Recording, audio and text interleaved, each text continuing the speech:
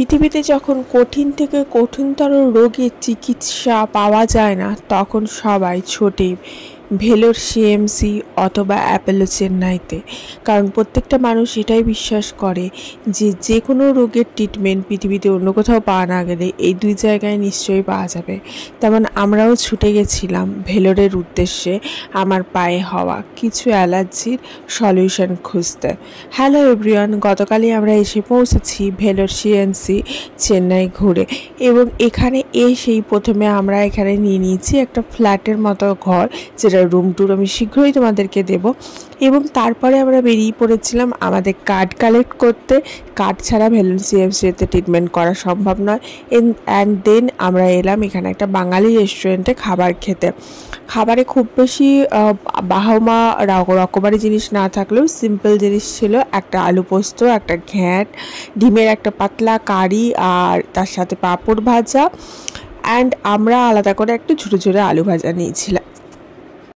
থেকে বেরোলাম, আমরা যাচ্ছি একটু ফোর্ট ঘুরতে, আর আমাদের হোটেলে লিফট আছে, যে লিফটে চাপবো, চলো। আর এদিকে আমাদের রুম, এখানে রান্না বান্না করা যায়। পরে আমি রুম টুরটা দেবো, আজকে দেওয়া হলো না, কালকে দেবো। ভেলোরে প্রত্যেকটা হোটেলেই সঙ্গে করে একটা ছোট মিনি কিচেন থাকে রান্নার সুব্যবস্থার জন্য, এবং এখান থেকে ইউটেন্সিলস ভাড়া নিয়ে সবাই রান্না করে খায়। কারণ এখানের খাবার দাবার যেমন দেখলে খুব একটা খাস নয়, বাইরে খাবার দীর্ঘদিন কেউ খেতে পারে না। এবং এখানে ট্রিটমেন্ট করতে মোটামুটি 7 দিন 10 দিন, কারো 12 দিন, কারোর 1 মাস এরকম লেগে যায়। তো আমাদেরও একটা এজেন্ডা ছিল যে 7 দিন তো লাগবেই, কারণ প্রথমে একটা ভিজিট ডেট দেয় ডাক্তার, দেন তারপরে টেস্ট দেয়, দেন তারপরে আবার রিভিজিট ডেট দেয়। অ্যান্ড এই করতে করতে মোটামুটি 7 দিনের একটা প্রোগ্রাম থাকে। তো 7 দিন এইভাবে বাইরে খেয়ে কাটানো সম্ভব নয়, যেহেতু খাবার দাবার খুব একটা যে আহামরি পাওয়া যায় তা নয়। আর যেহেতু সাউথ ইন্ডিয়া, তার জন্য এখানে ধোসা, ইডলি এই সমস্তগুলোই বেশি প্রেফারেবল। যাই হোক, আজকে আমরা যাচ্ছি ভেলোরের ফেমাস ফোর্ট দেখতে। কারণ ভেলোর হচ্ছে এমন একটা জায়গা, চারিদিকে পাহাড়, মাঝখানে শহর। এটা হচ্ছে আমাদের হোটেলটা, যেখানে আমরা রয়েছি। হোটেলটা 4 তলা, লিফট রয়েছে, আর সমস্ত কিছু ভালো পরিষ্কার পরিচ্ছন্ন করে দিয়ে যাচ্ছে, স্পেশিয়াল সমস্ত কিছু। আমি একটা ভালো ব্লগ করে তোমাদেরকে দেখাবো। চলো আগে ফোর্টটা ঘুরিয়ে নিয়ে আসি। আর ফোর্ট ঘুরতে যাওয়ার মাঝেই দেখছি যে পথে এরকম প্রসেশন বেরিয়েছে। আমাদের একটু যেতে লেটই হয়ে গেছিলো বলতে পারো, আমরা ইচ্ছা করেই একটু লেট করে যাচ্ছিলাম, কারণ ফোর্টটা এখান থেকে বেশি দূর নয়। আর যেহেতু খুব আলো থাকতে থাকতে আমরা এখানে যেতে পারবো না, কারণ এখানে প্রচুর গরম, টেম্পারেচার প্রচুর হাই, 30 to 35 temperature around up and down করে ইন দ্য মর্নিং টাইম। তার কারণ হচ্ছে এটাই এখানকার নর্মাল টেম্পারেচার। এরপরে গরমকালে এর থেকে আরও বেশি টেম্পারেচার হাই হয়ে যায়। তো যাই হোক, তোমরা যারা ভিডিওটা দেখছো সাথে থেকেও, সঙ্গে থেকেও, এবং ভিডিওটা দেখতে থেকো, এবং এর পরের আসা ভিডিওগুলো দেখতে থেকো। আমি ফুল ডিটেলসে জানিয়ে দেবো কীভাবে ট্রিটমেন্ট করতে হয়, কেমন করে করতে হয়, কোথায় যেতে হয়। কারণ অনেকেরই ধারণা আছে ভেলোরে গিয়ে ট্রিটমেন্ট করা খুব টাফ, বা অনেকে করতে পারে না, তার জন্য অনেকে সাথে দালাল নেয় বা অনেকে সাথে গাইড নেয়, তাকে পার ডে হিসেবে 500 টাকা করে দিতে হয়, এবং তার থাকা, খাওয়া, যাওয়া আসা সমস্তটাই খরচা বহন করতে হয়। তো আমার ভিডিও দেখলে কিন্তু তোমরা এটা জানতে পেরে যাবে যে কিভাবে ট্রিটমেন্ট করতে হবে খুব সহজেই। কারণ আমার বর প্রচুর এই সমস্তভাবে জ্ঞান রাখে, এবং সে এর আগেও বহুবার গেছে ভেলোর। আমার বাবাকেও ট্রিটমেন্ট করিয়ে নিয়ে এসছে, আমার বাবাকে অপারেশন করিয়ে নিয়ে এসছে ভেলোর থেকে। এটা হচ্ছে আমাকে নিয়ে গেছিলো, আমি ফার্স্ট টাইম গেলাম ভেলোর, তার জন্য আমাকে ফোর্টটা দেখাতে নিয়ে এসেছিলো। ফোর্টের ভেতরে খুব সুন্দর এরকম একটা মন্দির ছিল, যে মন্দিরের ভেতরে এখন আমরা যাব। মন্দিরের ভেতরে পুরো পাথর দিয়ে কারুকার্য করা ছিল, আর খুব সুন্দর দেখতে ছিল। তোমরা যারা ভেলোর সিএমসি আসবে অবশ্যই একবার বিকালের দিকে ফোর্টটা দর্শন করতে এসো।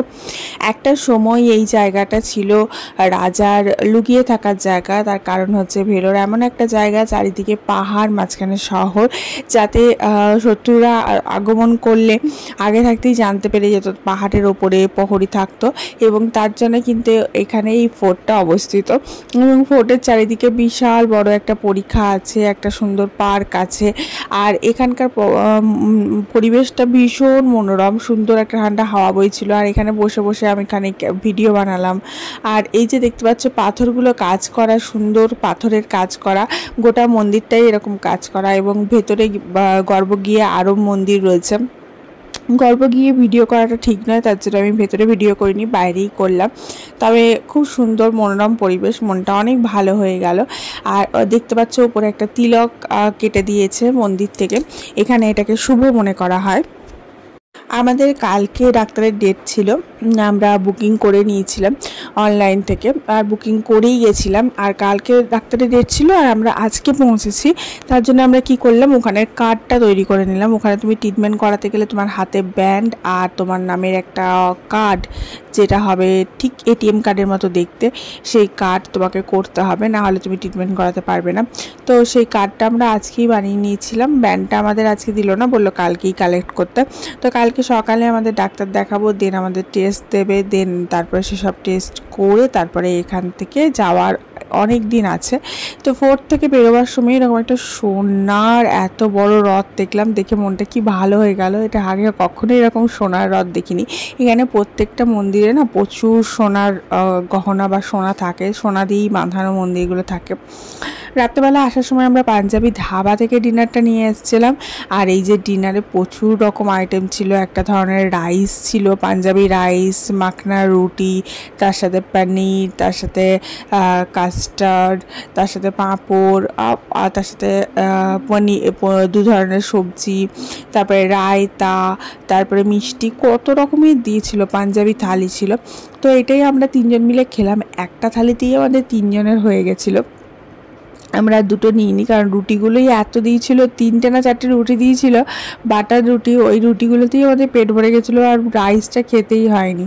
এটা দিয়ে আজকে ডিনার সেরে মনে অনেক চিন্তা নিয়ে আমরা ঘুমের দেশে পাড়ি দিলাম। দেখা হচ্ছে কালকে, ভালো থেকো সবাই, লাভ ইউ অল।